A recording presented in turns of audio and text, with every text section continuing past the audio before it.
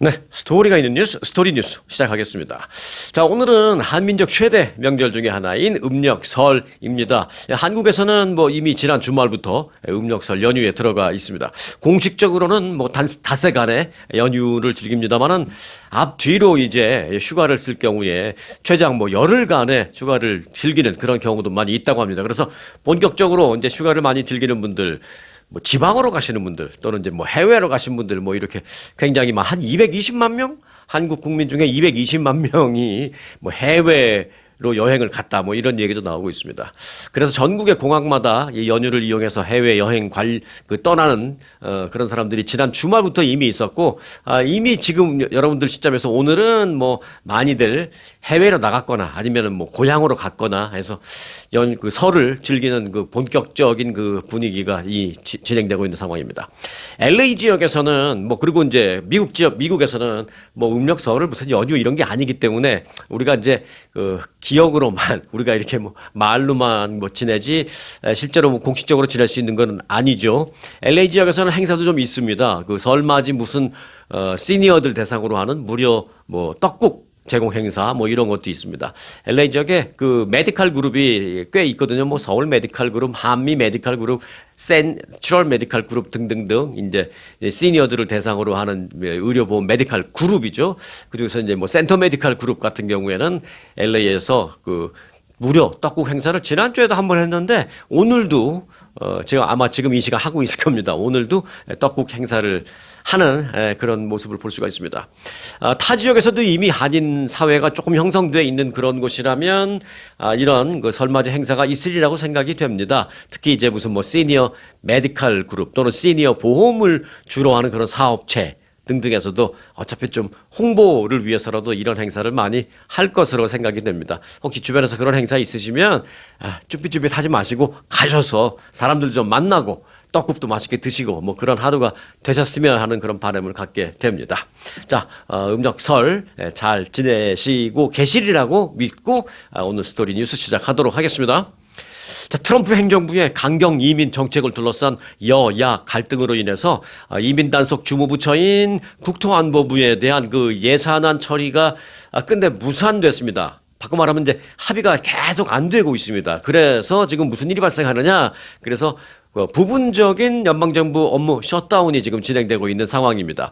국토안보부, 왜? 국토안보부에 관련된 예산만 따로 지금 하고 있거든요. 이미 나머지 부분은 이제 지난번에 다 합의가 됐고, 근데 이제 국토안보부만 이게 지금 따로 지금 안 되고 있기 때문에 이 부분에 대해서만 부분적인 일시 셧다운이 진행되고 있습니다. 공화당과 민주당이 그 예산 처리 시한인 지난 주말 13일 자정까지 이민 단속 개혁안을 두고 의견 차이를 좁히지 못했습니다. 그래서 14일 0시 1분을 기해서 국토안보부에 대한 셧다운이 지금 진행되고 있는 그런 상황입니다. 현재도. 이에 따라서 국토안보부는 예산 부족으로 이 비필수 업무를 그 중심으로 하는 일부 기능을 지금 하지 못하고 있는 그런 상황입니다. 국토안보부 산하에는 그럼 어떤 기관들이 있느냐? 교통안전청, TSA, 또 국토안보부 산하에 있고요. 그리고 연방항공청도 국토안보부 산하에 있고, 해안경비대, 연방재난관리청, FEMA 등등도 다 국토안보부 소속입니다. 그리고 요즘 가장 이제 논란이 되고 있는 이민 단속국 아이스 역시 국토안보부 산하입니다. 그런데 이제 아이스 단속은 잠시 쉬었다 다시 하면 된다라고 생각하지만, 이제 공항과 관련된 이런 부분은 좀 민감하잖아요. 그래서 당장 미국 내 그 공항의 승객 수화물 검색 업무부터 좀 차질이 일부 좀 있는 것도 사실입니다. 셧다운으로 급여를 받지 못하게 된 그 TSA 공항안전청 공무원들의 결근 그리고 병가 등등이 지금 어제부터 크게 늘어나기 시작했어요. 그래서 공항 검색 대기 시간이 아마 이 셧다운 부분적인 국토안보부의 셧다운이 끝나기 전까지는 공항 가시면 이 줄을 좀 딴 때보다 좀 오래 쓰셔야 될지 모르겠습니다. 실제로 큰 공항을 중심으로 이런 일이 조금씩 발생하고 있고, 공항 대기 시간도 어제부터 조금씩 늘어나는 그런 모습을 볼 수가 있습니다. 작년에는 그 셧다운 이후 한 달 만에 필라델피아 공항 검색대 두 곳이 일시 폐쇄된 적도 있었습니다. 아예 폐쇄됐어요. 공항 검색대가 폐쇄되니까 어떻게 해요? 비행기가 멀쩡하게 기다려도 승객을 태울 수가 없죠. 보안 검색이 안 됐으니까. 그런 일이 있었고 정부가 그래서 모든 상업 항공사에 국내선 운항 감편 조치를 하는 일도 작년에 있었습니다. 올해는 거기까지는 좀 안 갔으면 좋겠는데 일단 지금도 상황은 좀 비슷하다. 하지만 이제 며칠 안 됐기 때문에 당장 뭐 피부로 느끼는 정도는 아니고 또 운항 감편까지는 아니지만 요게 이제 한 일주일 넘어가게 되면 또 역시 그런 일이 있을 수 있거든요. 그래서 참고로 좀 알아두시기 바라겠습니다. 혹시 공항 가실 일이 있으시면 딴 때보다 조금 일찍 나가는 거 잊지 마시기 바라겠습니다. 국토안보부를 제외한 뭐 연방정부의 다른 부처 예산은 이미 확정된 상태이기 때문에 교통부 산하 연방항공청 업무는 평소와 다름없이 일단 이루어지고 있습니다. 따라서 항공청에 소속된 항공관제사들도 지금은 평상시대로 급여를 받을 수 있는 상태다. 그러나 이제 보안 검색하는 그 부분이 좀 문제가 될 수 있다. 이렇게만 좀 알아놓으시면 되겠습니다. 자, 앞으로요. 그 시민권자임을 현장에서 여기서 말하는 현장이라는 건 투표소입니다. 투표소 현장에서 시민권자임을 입증해야 투표를 할 수 있게 될지도 모르겠습니다. 지금 이게 트럼프 대통령이 지금 가장 원하고 있는 것 중에 하나가 바로 이 부분입니다. 오는 11월 중간선거에서부터 투표 시에 보터 ID라는 투표 신분증을 가져가야 하고 또 유권자 등록 시에는 그 시민권자임을 증명해야 하는 등등의 법안이 추진되고 있습니다. 이게 이제 나중에 말씀드리겠습니다만은 각 주별로 좀 차이가 있는데 캘리포니아 주 같은 경우에는 뭐 어떻게 알았는지 시민권을 따고 난 후에는 막 집으로 날라오더라고요. 그 레지스트레이션 하라고 유권자 등록하라고. 그럼 뭐 우편으로 유권자 등록하고 난 다음에 그 투표소 하러 갈 때는 그냥 운전면허증만 뭐 갖고 가는데 어떨 땐 뭐 운전면허증 안 보기도 하고 뭐 이런 경우도 있고 실제로 또 투표소 아니라 나중에 유권자 등록이 됐으면 나중에 집으로 이 보터가 오죠. 그 뭐 밸럿이 오죠. 투표 용지가. 그럼 거기다가 그냥 사인해서 보내면 되는 겁니다. 뭐 내가 시민권자이고 내가 유권자 등록을 했는데 나한테 그게 오니까 뭐 아무런 이상하다는 생각 안 하고 이제 그렇게 하죠. 하지만 이게 이제 주별로 조금씩 다르거든요. 자, 그래서 이제 이게 지금 트럼프 대통령이 통합하겠다. 연방정부로 통합하겠다. 그리고 이렇게 허술하게 안 하겠다. 좀 이렇게 하고 있는 상황인데요. 자, 요건 이제 워낙 좀 디테일하고 주별로 다르고 이런 게 있기 때문에 좀 설명이 조금 필요합니다. 하지만 실제로 만약에 이 법안이 통과된다면 엄청나게 큰 변화를 일으킬 수밖에 없는 거기 때문에 이 부분은 꼭 좀 알아두셨으면 해서 지금 좀 설명을 드릴까 합니다. 자, 이와 관련해서 상원 공화당은 이 법안을 만들었는데 그 법안을 추진할 만큼 공화당은 일단 다수당이긴 하죠.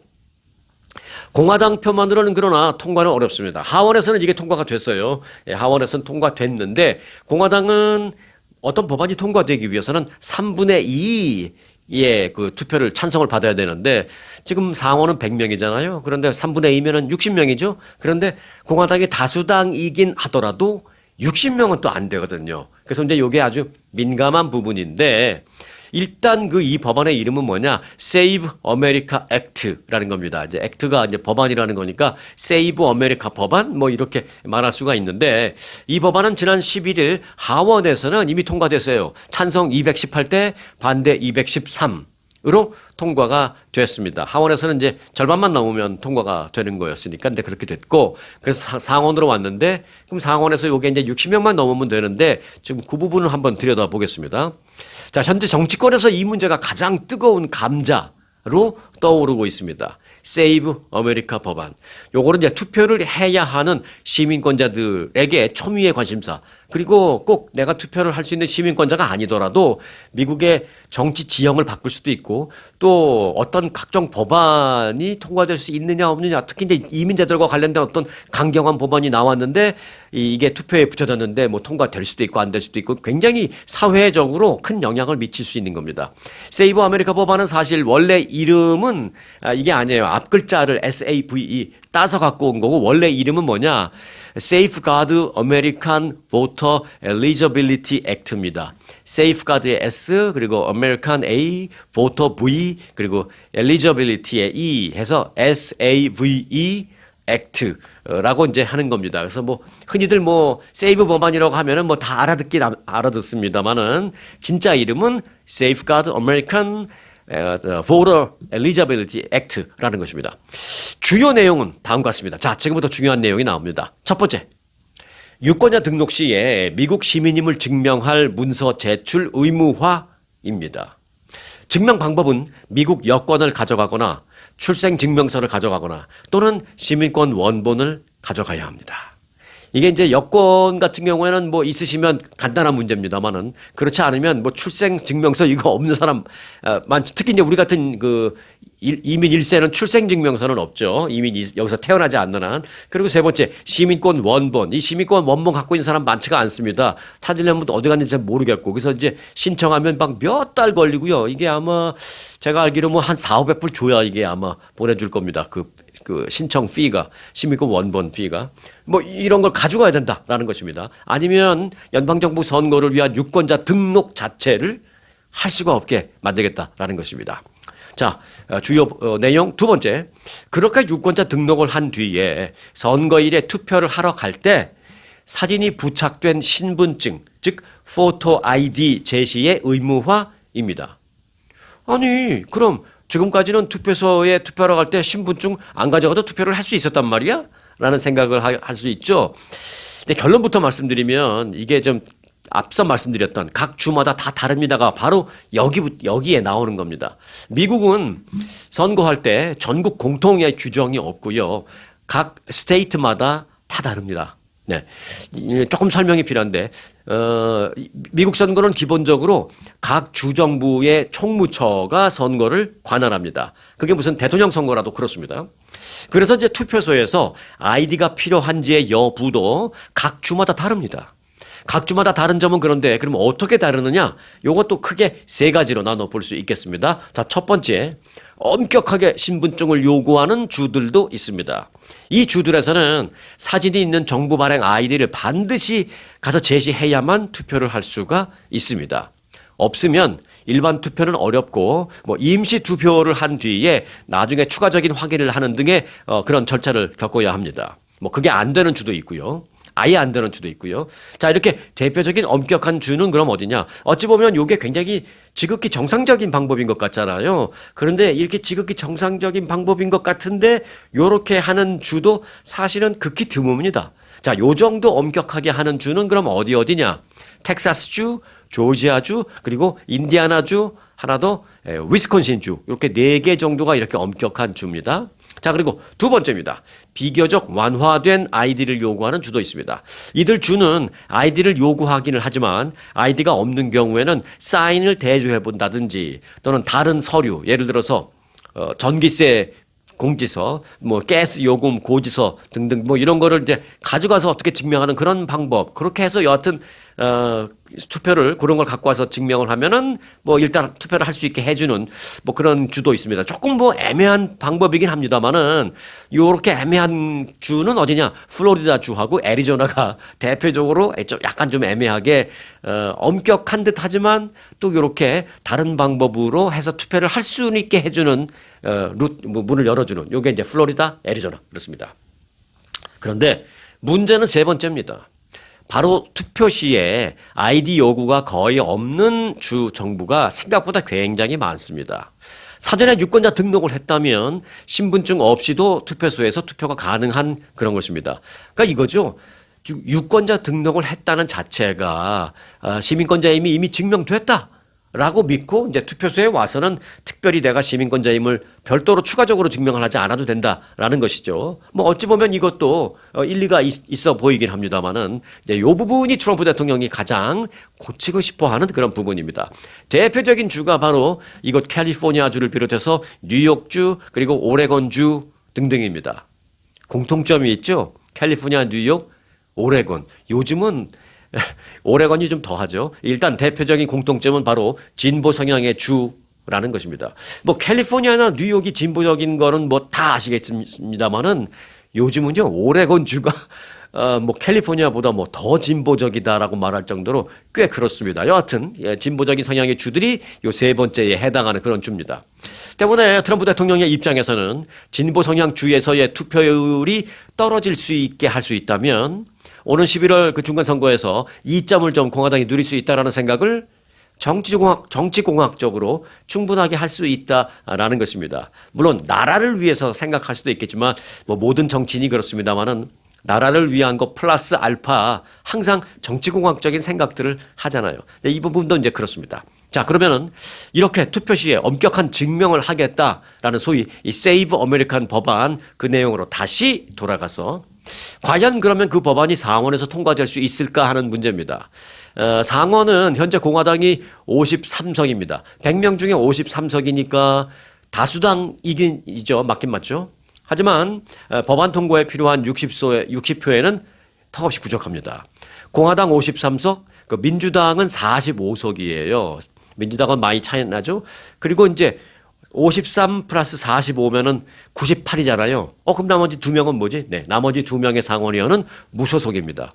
그러면 53에서 무소속 두 명 가져가도 55밖에 안 되겠구나. 공화당이 뭐 이렇게 생각할 수 있는데 물론 그래도 60석이 안 되니까 통과가 안 되겠지만 나머지 무소속 의원 두 명 역시도 진보 성향의 그 의원들이에요. 뭐 버니 샌더스 의원 지금 무소속인데 뭐 이분은 진보 중의 진보죠. 어찌 보면 극진보, 극좌 의원이죠. 그러니 뭐 이분은 뭐 당연히 공화당에 투표 안 할 거고. 그리고 또 한 명 앵거스 킹 의원 무소속인데 이 사람도 진보 성향입니다. 그래서 오히려 무소속 둘은 민주당 쪽에 투표를 할 거예요. 그래서 굳이 한다면 당론으로 한다면 53대 47 이렇게 나올 겁니다. 자, 그래서 이제 상원에서 요게 통과되기 좀 어려울 것이다라는 얘기가 이제 그렇게 나오고 있는 건데 투표 전망은 일단 그렇고요. 네. 공화당과 민주당은 이 법안에 대한 입장이 지금 첨예하게 다른 상황입니다. 물론 53대 47이라 하더라도 민주당 쪽에서 좀 중도 성향의 의원, 이런 성향의 의원들이 몇 명 이탈표가 나와서 공화당 쪽으로 표를 던져준다면 통과가 가능하겠죠. 네. 그것도 뭐 생각해 볼 필요가 있습니다. 그런데 이제 공화당과 민주당이 워낙 이 문제에 대해서 참 첨예하게 대립하고 입장이 완전히 다른 그런 상황이라서 이걸 좀 한번 보겠습니다. 자, 공화당은 어떤 입장이냐. 이 법안이 이중 투표를 막기 위해서 반드시 필요하다. 그리고 유권자 사측이라든지 비시민권자 투표 등 소위 투표 사기 행위를 막기 위해서 반드시 필요하다라고 강력하게 주장하고 있는 입장입니다. 반면에 민주당은 이 같은 까다로운 조건들이 유권자들의 투표 참여를 어렵게 만들어서 투표율을 급격히 감소시킬 우려가 있다. 그래서 특히 시민권자이긴 하더라도 각종 서류 준비에 좀 서툴 수 있는 소수의 유권자들에게 치명적으로 불공평한 그런 상황이 발생할 수 있다라면서 크게 반발하고 있는, 그래서 첨예하게 대립하고 있는 그런 상황입니다. 자, 철저한 검증이 필요하다라는 공화당의 입장도 틀린 건 아닙니다. 그리고 투표율을 올려야 한다라는 민주당의 입장도 좀 길게 봐서는 틀린 게 아닙니다. 뭐 양쪽 입장 다 뭐 우리는 충분히 이해할 수 있습니다. 그러면 투표율은 어떻게 되는 건가? 미국에. 요거는 제가 보너스로 한번 좀 알아보겠습니다. 뭐 높다, 낮다 이런 걸 얘기하기 위해서는 어떤 상대적인 비교가 있어야 되잖아요. 그래서 한국하고 제가 좀 잠깐 비교해 볼까 한번 생각해 봤어요. 그래서 한국의 국회의원 선거나 마찬가지죠. 미국의 중간선거는. 미국의 중간선거 투표율은 평균 42에서 한 47 요 정도 나옵니다. 지난번에는 트럼프 대통령 때 55% 나온 적이 있는데 이건 굉장히 이례적으로 그 당시에 정치적인 측면에서 굉장히 뭐 이슈가 되고 뭐 이렇게 있어서 갑자기 급격하게 높아진 거고, 평상시 때는 뭐 낮을 때는 40 정도밖에 안 되고 좀 높으면 한 47. 그래서 평균 어름잡아 한 평균 45%로 우리가 볼 수 있습니다. 미국의 중간 선거는. 그러면 한국의 중간 선거격인 그 국회의원 선거 투표율은 얼마냐? 65%입니다. 65%. 미국과 거의 20%포인트 정도 차이가 나죠. 그러니까 한국이 높다라고 표현할 수도 있지만 굳이 이제 한국과 비교를 해본다면 미국의 중간선거 투표율이 크게 낮은 건 또 사실입니다. 네. 그래서 이제 투표자의 신원 검증도 철저하게 하고 또 투표율도 높일 수 있는 그런 어떤 그 솔로몬의 지혜 같은 그런 방안이 좀 필요하지 않는가 이런 생각이 드는 상황입니다. 자, 여하튼 요즘 그 정치권의 가장 큰 뜨거운 감자가 되고 있는 그리고 이제 11월 선거 때까지 계속해서 이 뉴스가 나올 겁니다. 근데 미리 이 부분을 백그라운드를 알고 계시면 이 뉴스가 계속 나올 때마다 여러분은 이해하기가 아주 쉬울 겁니다. 그래서 제가 좀 이번에 설명을 자세하게 드렸습니다. 자, 테슬라의 완전 자율 주행 기능 이걸 FSD라고 하죠. Full Self Driving이라고 Full Self Driving 기능이라고 합니다. 완전 자율 주행 기능. 요게 이제 얼마 전까지만 해도 차량 테슬라를 살 때 그 기능을 패키지로 그냥 일괄적으로 돈 주고 샀어요. 그런데 어제부터는 오로지 월 구독 모델로만 전환이 됐습니다. 그러니까 일시불 주고 살 수 있는 게 아닙니다. 그냥 매달 내야 됩니다. 한 달에 얼마? 네, 한 달에 $99씩 테슬라를 샀는데 내가 완전 자율주행 기능을 장착하고 싶어. 그러면 이걸 monthly 99불을 따로 내야만 이걸 장착합니다. 근데 테슬라를 사면서 완전 자율주행 기능 없는 거 타고 싶은 사람이 있나요? 없죠. 당연히 이건 뭐 할 겁니다. 그러니까 테슬라 차량값에 플러스 월 99불을 별도로 계산해야 된다 이 얘기입니다. 그런데 이제 다른 나라에는 아직은 이걸 실시하지 않고 아직은 다른 나라도 일시불로 그냥 차 살 때 한꺼번에 그런 것도 있고 뭐 구독도 있고 선택의 여지가 있는데 미국만 요게 이제 바뀌었습니다. 언제부터 바뀌었냐? 엊그저께 그러니까 어제가 아니구나. 일요일 아침부터 요게 이렇게 바뀌었습니다. 그 일론 머스크는 이렇게 말했습니다. 테슬라가 $8,000를 내고 일회성으로 이 FSD 기능을 사는 그런 제도를 지난 토요일 밤 12시부로 끝냈다.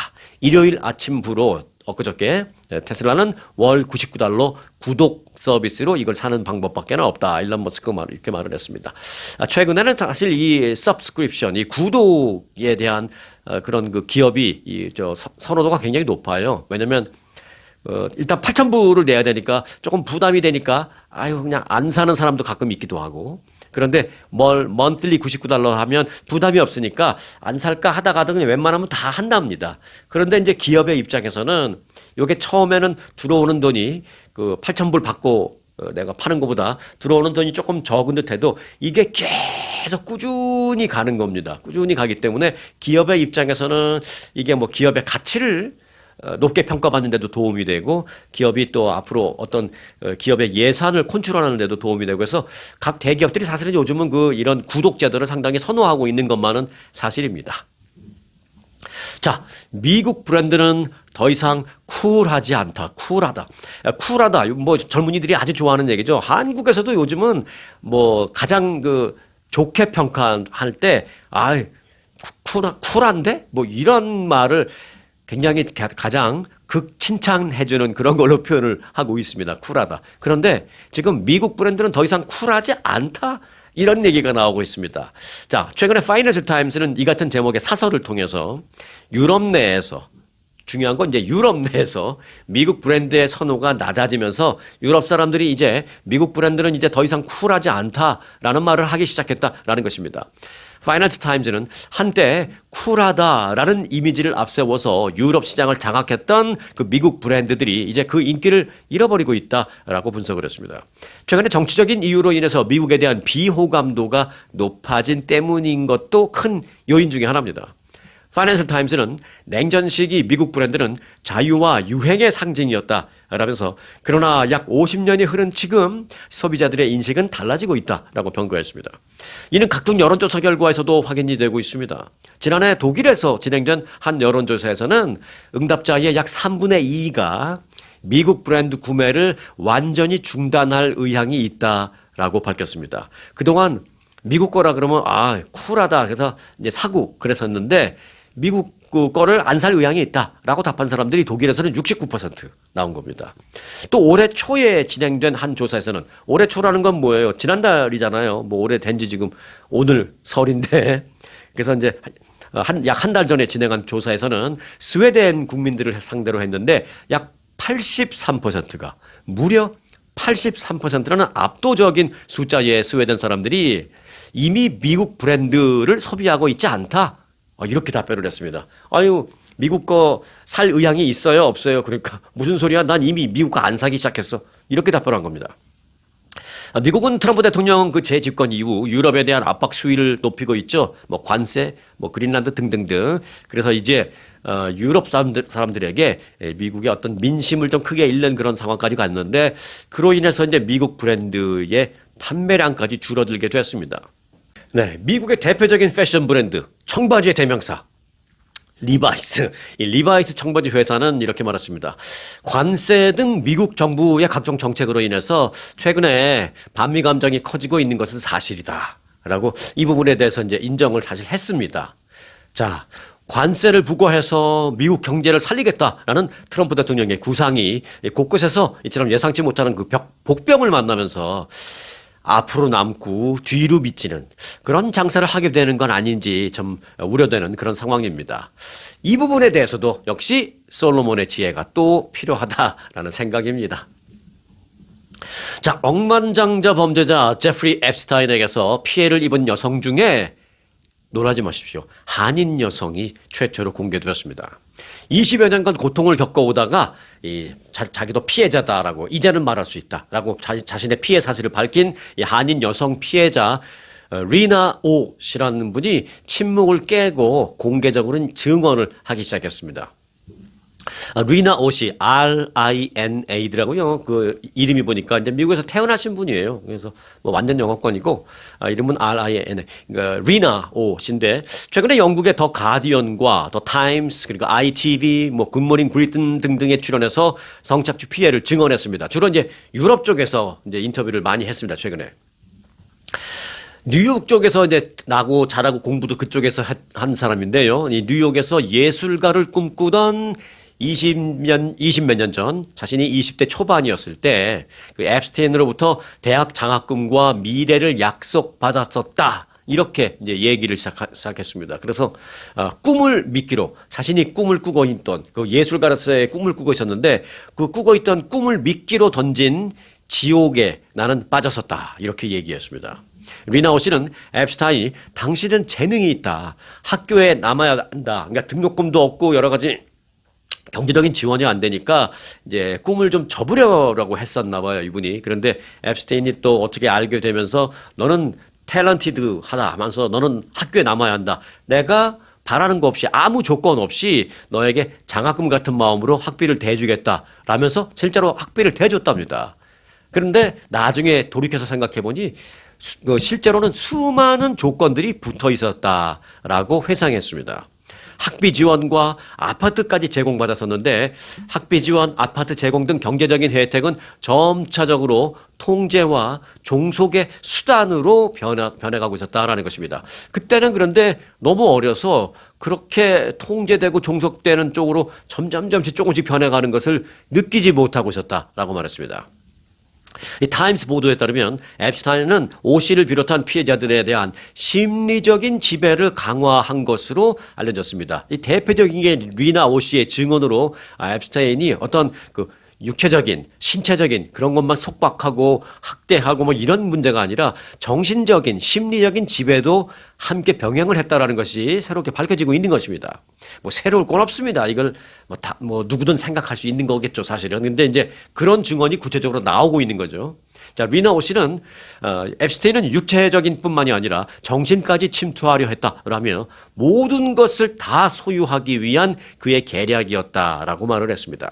자, 가디언은 앱스타인이 젊은 여성들에게 접근한 수법을 집중적으로 보도를 했습니다. 리나오 씨의 그 증언을 토대로 해서 어떤 수법으로 접근했는지 이런 걸 얘기해 줍니다. 그 중에 대표적인 게 하나 이렇게 정말 꿈은 있고 재능이 있는 그런 젊은이들에게 다가가서 살짝 유혹의 미끼를 던지는 것들.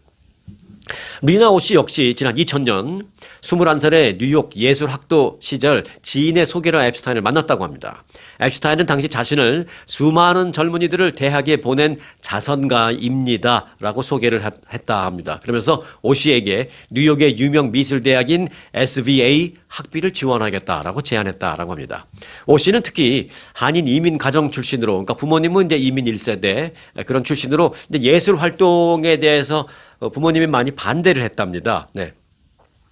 요즘 시절에는 뭐 우리가 이해하기 조금 어렵습니다만은 옛날에는 많이들 그랬죠. 미국에 이민 와서 야, 어떻게 네가 그림 그려서 먹고 살아? 못 먹고 살아? 내가 너 그림 그리라고 미국에 데려왔는지 아니, 의사 공부에 뭐 변호사 대 한국식으로 따지면 뭐 검사, 판사, 무슨 뭐 의사 돼야지 뭐 이렇게 이제 하는 옛날 이제 부모님이셨나 봐요. 그래서 예술 활동을 반대하던 부모와의 갈등도 있고 또 경제적인 어려움 속에서 꿈을 접으려고 했는데 그 앱스틴의 그 제안이 인생을 바꿀 기회처럼 보였었다라고 회상했습니다. 리나오 씨는 그러나 이 팜비치의 앱스타인 자택으로 불려갔답니다. 그래서 거기서 앱스타인하고 한 일주일 정도 같이 있었답니다. 그런데 그 일주일을 보내는 동안 자신은 지옥을 경험했고 그곳에서 그 안에서 무슨 일이 일어나는지를 거기 가서 자신은 보고 충격을 받고 자기는 그때서야 아 이게 지옥이구나 내가 지옥에 잘못 물려 들어왔구나를 그때 깨달았다라고 지금 회상을 하고 증언을 했습니다. 리나오 씨는 오랫동안 내가 잘못한 일이라고 생각하며 수치심 속에서 살았다. 말도 못하고 수치심 속에서 살았다. 내가 이런 얘기를 다른 사람한테 한들 과연 얼마나 내 말을 이해해 줄까라고 너무 두려웠다. 에이그 네가 말은 그래도 너도 좋으니까 같은 거 아니야 뭐 이렇게 분명히 할 것 같아서 말도 못하고 너무 오랫동안 소위 숨어 살다시피 말도 못하고 수치심 속에서 살았다라면서 단순히 피해자로 그냥 나 혼자 남고 그렇게 사라지고 싶지 않았다. 권력과 돈, 또 교육, 또 꿈 이런 거를 믿기로 한 구조가 어떻게 악마적으로 이 작동을 되는지를 나는 이제 세상에 알리고 싶어서 드디어 증언을 하기 시작했다. 이렇게 말을 했습니다. 자, 이와 관련해서 FBI가 공식적인 입장을 발표했습니다. FBI는 리나오 씨도 오랫동안 이제 다 조사를 한 인터뷰를 오랫동안 한 사람 중에 한 명이다라고 이제 하면서 리나오 씨는 FBI가 실제적인 피해자로 명확하게 보고 있다라는 입장을 밝히기도 했습니다. 그런데 이제 그뿐만이 아닙니다. 제프리 앱스테인과 관련해서는 유명인의 이름이 또 나왔습니다. 아마 다 아실 거예요. 유명 그 국제적인 세계적인 모델 그리고 좀 뭐 꽤 좀 오래된 사람이기 때문에 아마 다 아실 겁니다. 흑인분이시죠. 나오미 캠벨. 네. 법무부가 공개한 제프리 앱스테인의 관련 파일에서 슈퍼모델 나오미 캠벨이 지속해서 앱스테인과 교류한 정황이 담긴 이메일과 증언 등등이 나왔습니다. 법무부가 공개한 수백만 페이지의 앱스테인 관련 문서를 분석한 결과 캠벨의 이름은 약 300개 문장에서 등장합니다. 공개된 이메일에는 캠벨이 앱스테인의 그 전용기 이용을 요청하기도 하고요. 그러니까 나오미 캠벨이 먼저 요청하는 거예요. 내가 어디 갈 일이 있는데 당신의 전용기를 좀 이용할 수 있겠습니까? 뭐 이런 거. 근데 전용기를 이용할 수 있게 해달라고 요청한다면 그 전에는 더 뭐 이미 그걸 요청할 정도라면 어마어마한 친분이 있으니까 이게 가능한 거 아니겠어요? 그리고 뉴욕 그 저택에서 함께 만날 계획을 언급하는 등등의 내용이 자세하게 이메일이 다 공개된 겁니다. FBI 인터뷰 기록에서 일부 피해자들은 앱스틴이 자신들을 나오미 캠벨에게 소개했으며, 그러니까 피해자들과 FBI가 인터뷰를 했는데 그 피해자들이 FBI에게 진술하기를 나를 그 앱스틴이 나오미 캠벨에게 소개했다라는 것이죠. 그러니까 앱스틴이 자신들을 나오미 캠벨에게 소개했다는 것입니다. 뭐라고 하면 너 내가 모델 시켜줄게. 너 나오미 캠벨 알아? 그럼 이제 또 여성분들은 또 좀 키도 크고 어느 정도 모델의 꿈이 있고 뭐 결국 이것도 꿈을 믿기로 유혹을 던진 거죠. 모델의 꿈을 갖고 있는 그렇게 아름다운 그런 여성분들 이런 분들한테 해서 너 뭐 키도 크고 아름답고 뭐 공부도 많이 했고 세계적인 모델이 될 수 있는 재능이 있는데 너 모델 한번 해보고 싶지 않아? 하고 싶습니다. 너 나오미 캠벨 알아? 어우 나오미 캠벨 모르는 사람이 어디 있어요? 내가 나오미 캠벨 다음 주에 소개시켜 줄게. 그럼 뭐 거기서 껌뻑 죽는 거죠. 네. 그런 식으로 많이 유혹을 당했다라고 피해자들이 다 진술한 게 FBI 그 인터뷰 기록, 이 문서에 다 나온다라는 것입니다. 그러니까 어찌 보면 나오미 캠벨은 피해자라기보다는 뭐 동조범, 공조범 뭐 이런 걸로 FBI가 지금 보고 있다라는 것입니다. 문서에 따르면 캠벨은 2008년 나오미 캠벨은 앱스타인이 성 관련 혐의로 유죄 판결을 최종적으로 받은 그 이후에도 계속해서 앱스타인과 교류를 이어온 것으로 드러났습니다. 이메일에는 나오미 캠벨이 이렇게 말하는 것도 있습니다. 나는 제프리를 보고 싶습니다. I miss you, Jeffrey. 뭐 이런 식으로. 그렇게 나오는 겁니다. 그러니까 이걸 피해자로 볼 수는 없다라는 것이죠, FBI가. 그래서 나오미 캠벨은 오히려 피해자라기보다는 저는 그 미국에는 그런 말이 있는지는 모르겠습니다만은 모집책? 네. 모집책 같은 느낌이 듭니다. 이 내용을 쫙 훑어보니까. 네. 그래서 이제 유명한 모델 나오미 캠벨 얘기까지 좀 해드렸습니다. 자, 끝소식 하나 더 전해드릴게요. 헐리우드 배우 엔젤리나 졸리. 자, 이건 이제 나오미 캠벨과는 또 완전히 180도 다른 그런 사람의 얘기입니다.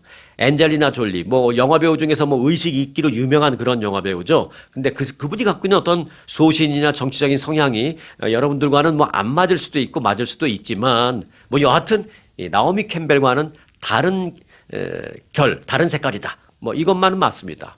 엔젤리나 졸리가 미국을 완전히 떠날 가능성이 지금 얘기가 나오고 있습니다. 엔젤리나 졸리 뭐 영화배우 한 명이 미국을 떠나고 말고 그게 무슨 상관이야? 네, 그렇습니다. 무슨 상관은 없습니다. 그러나 이제 왜 그럴까라는 걸 한번 생각해 볼 필요가 있는 거죠. 엔젤리나 졸리는 오랜 기간 나는 해외 이주를 고민해 왔다라면서 내 막내인 쌍둥이, 그러니까 자녀 막내인 쌍둥이 비비안과 낙스가 성인이 되기만을 기다려왔다라고 밝혔습니다. 쌍둥이인 비비안과 낙스는 오는 7월 12일이 되면 만 18세가 됩니다. 그래서 법적인 성인이 되는 것이죠. 근데 걔네들이 성인이 되는 것과 무슨 상관인가? 네. 졸리가 이제 브래드 피트하고 사이에 낳은 쌍둥이인데 지금 이혼해서 이제 양육권 다툼이 있잖아요. 그래서 이제 졸리가 아이들을 키우는 건 키우되 뭐 일주일에 한 번 아버지인 브래드 피트와 꼭 만나게 해줘야 되고 뭐 그게 일주일에 1박 2일이 될지 아니면 뭐 2박 3일이 될지 뭐 그렇게까지 디테일하게 제가 모르겠습니다만은 양육권에 그 조건이 있을 거 아니에요. 근데 그 조건이 있는 상태에서 애들을 데리고 확 다른 나라에 이주를 가버리면 이거 애들 납치가 돼버리거든요. 그래서 나는 그동안 해외 이주를 가고 싶어도 아이들 양육권 그 조건 때문에 못 갔었다. 이렇게 말했습니다. LA에서 나는 평생 보내고 싶은 생각은 어차피 없었다. 하지만 그동안 이곳을 떠나지 못했던 더 결정적인 이유는 전 남편 브래드 피트와의 양육권 합의 조건 때문이었다. 라고 말했습니다. 엔젤리나 졸리는 나는 내 나라 아메리카를 사랑하지만 지금의 미국은 내가 알던 예전의 모습이 아니다 라면서 미국의 현 상황에 대해서 좀 비판적인 견해를 은근히 밝히기도 했습니다. 엔젤리나 졸리는 현재 해외 여러 지역을 검토 중에 있다. 어디 가서 살지. 그런데 만일 내가 LA를 떠나게 된다면 분명한 건 더 큰 만족감을 갖고 살 수 있을 것 같다. 뭐 이런 말을 했습니다. 실제로 엔젤리나 졸리는 지난해 한 인터뷰에서 향후 이주 계획을 구체적으로 언급한 바도 있는데요. 그때 이런 말을 했습니다. 캄보디아에서 많은 시간을 보내면서 세계 각지에 흩어져 있는 내 가족들을 만나러 다니고 싶다. 그런 라이프를 즐기고 싶다. 이렇게 말을 한 적이 있습니다. 캄보디아의 이게 베이스는 거기다 차리고 싶다. 이제 이런 얘기죠. 근데 why 캄보디아? 왜 캄보디아? 캄보디아는 엔젤리나 졸리에게 좀 뭐 특별한 하나의 국가 이상의 어떤 특별한 의미가 있는 나라입니다. 2002년 이곳에서 그의 첫째 아들 매덕스를 입양했죠. 네. 지금 첫째 아들은 매덕스라는 친구인데 입양했습니다. 캄보디아에서. 그러면서 이제 엔젤리나 졸리가 자신이 어떤 어머니로서 비록 자기가 낳았진 않았지만 입양을 했지만 그때부터 본인이 어머니로서의 삶을 시작한 게 2002년인데 그 어머니로서의 삶을 시작하게 해준 그 나라가 바로 캄보디아였다라면서 굉장히 애착을 갖고 있습니다. 그리고 이후 이제 보그 매거진과의 인터뷰에서는 캄보디아가 나에게 난민 문제에 눈을 뜨게 해준 나라이기도 하다 이렇게 얘기했습니다. 실제로 안젤리나 졸리는 캄보디아에서 그 아들을 입양한 직후에 유엔 난민기구 그 활동에 아주 적극적으로 참여하고 있는 그런 생활을 하고 있습니다. 자, 오늘 음력설입니다. 한국에서는 음력설이라는 표현을 하지 않습니다. 한국에서는 그냥 설이라고 합니다. 오늘을 설. 그럼 1월 1일은 뭐야? 라고 생각이 됩니다만, 네, 1월 1일은 그냥 한국에서는 새해 첫날, 이렇게 됐습니다. 이제, 시대가 좀 많이 변하고 있죠. 이제, 아무튼 이건 미국에서는요, 음력으로 지내질 않으니까 그냥 설이라고 하는 게 왠지 조금 입에 잘 안 붙죠. 어색하죠. 네. 그렇든 어찌됐든 뭐 오늘 음력 설이 됐든 설이 됐든 자, 맛있는 것 많이 드시고 즐거운 하루가 꼭 좀 여러분들 되시길 바라는 마음은 똑같습니다. 네. 오늘도 시청해 주셔서 고맙습니다. 즐겁고 편안한 하루 되시길 바랍니다. 오늘 영상 마칩니다.